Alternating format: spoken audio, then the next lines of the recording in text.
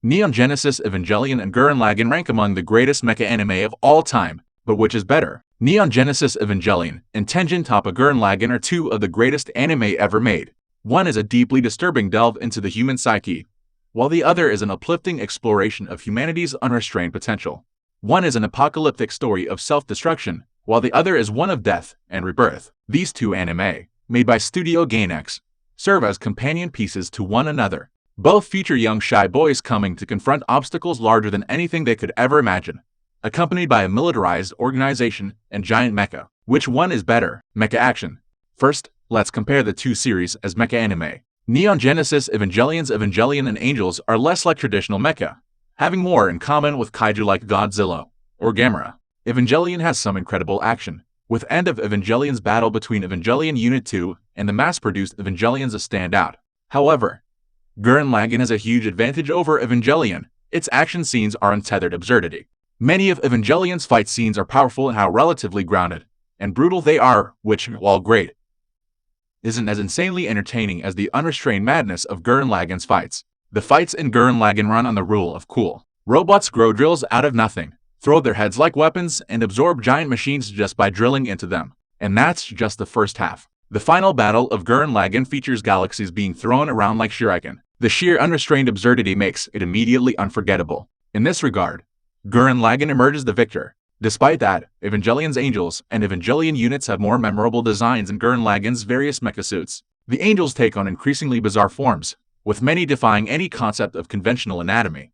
Likewise, the Evangelions, being unpredictable organic entities tethered to human will, continuously defy expectations in grotesque, nightmarish ways. Unit 1 goes berserk, eats an angel, then liquefies her pilot into her womb. Shinji's Unit 1 is not cool like Simon's Gurren Lagann. Unit 1 is a Lovecraftian horror.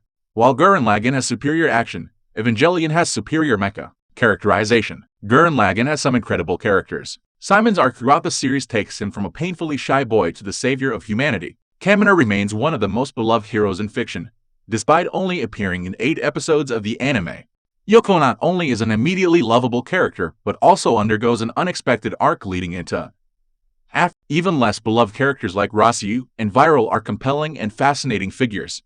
However, while Gurren Lagann's cast of characters are memorable, they are mostly defined by their larger-than-life presences, which, while fun to watch, lacks the uncompromised realism of Evangelion's cast.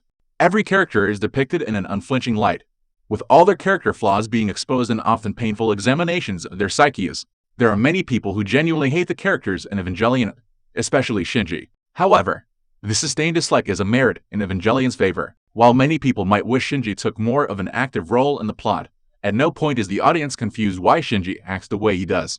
Every character, even the doll like Rei Ayanami, is a layered and nuanced figure. Is it better to love your cast or feel uncomfortable knowing them too intimately? Audiences might prefer watching Gurren Lagann's cast, but Evangelion's cast is better realized. Story. Both Evangelion and Gurren Lagann take several unexpected risks with their stories that ultimately pay off. Kamina appears to at first be the story's hero, only for him to die 8 episodes in. The story reaches a climax after the defeat of Lord Gnome, only to keep going, showing the growing pains of a new society before the arrival of a new threat that inverts everything we knew up until that point.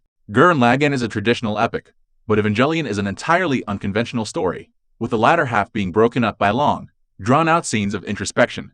Evangelion's final 2 episodes buckle all traditions of storytelling and Gurren Lagann, while it takes unexpected steps, still feel like a familiar story of heroism in the face of adversity. Evangelion, on the other hand, is a delve into self-destructive trauma and existential horror. Ultimately, it comes down to this. Gurren Lagann's story ends on a satisfying if melancholic note, while Evangelion desperately makes you want to see more, only because you want to see something good happen to its surviving characters. Other mecha anime like Roxeffen, Darling in the Franxx and even Gurren Lagann are inspired by Evangelion, but less pessimistic.